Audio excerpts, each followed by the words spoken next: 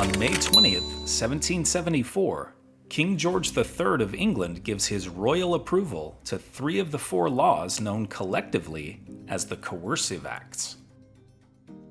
But why did the British government pass these acts?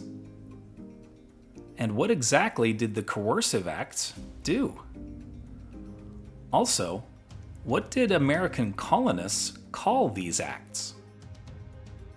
Parliament and the King were outraged by increasing protests, destruction of property, and blatant acts of violence by American colonists. The Boston Tea Party, which had happened 5 months earlier in December 1773, was the final straw. At the time, Massachusetts was the only colony that had seriously stepped out of line, and the Coercive Acts were meant as punishment directed specifically toward that colony. The acts hit the colony financially by closing the port of Boston, and they replaced Massachusetts' elected officials with appointments by the King, like Thomas Gage as military governor. The Coercive Acts also allowed government officials accused of capital crimes in the colony to be tried in England, permitted British troops in Massachusetts to be quartered in private buildings, and seemingly showed favoritism to the Canadian province of Quebec over the 13 colonies. The King hoped these laws would force Massachusetts and the other colonies to submit, but they had the opposite effect, as patriots throughout the colonies began referring to the Coercive Acts as the Intolerable Acts. The colonists' reaction to the Intolerable Acts is what is so important. They did not bow down to British authority.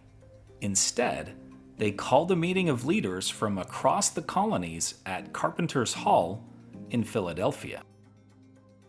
We call this the First Continental Congress. There, these colonies, which had acted almost like 13 independent nations for many years, showed solidarity with Massachusetts.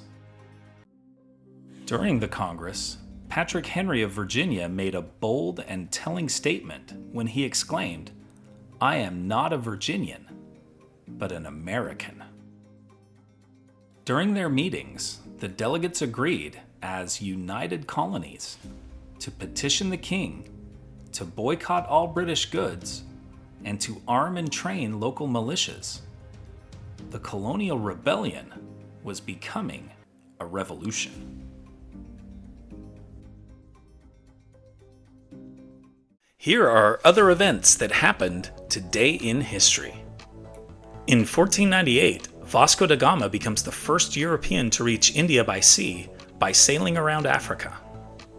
In 1506, Italian-born explorer Christopher Columbus dies of illness in Valladolid, Spain, at age 54. In 1862, Lincoln signs the Homestead Act, which plays a major role in the settlement of the American West. In 1873, Levi Strauss and Jacob Davis are granted a patent for work pants reinforced with metal rivets. In 1927, Charles Lindbergh takes off from New York on the world's first solo nonstop flight across the Atlantic. In 1956, the US conducts the first airborne tests of an improved hydrogen bomb over the Bikini Atoll.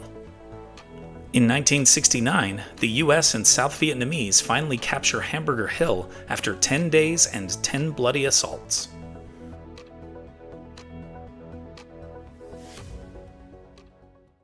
And now it's time for our Today in History quiz. Who were the teenagers who infamously murdered 14-year-old Bobby Franks in Chicago with no other motive than to commit the perfect crime? Brandon Shaw and Philip Morgan?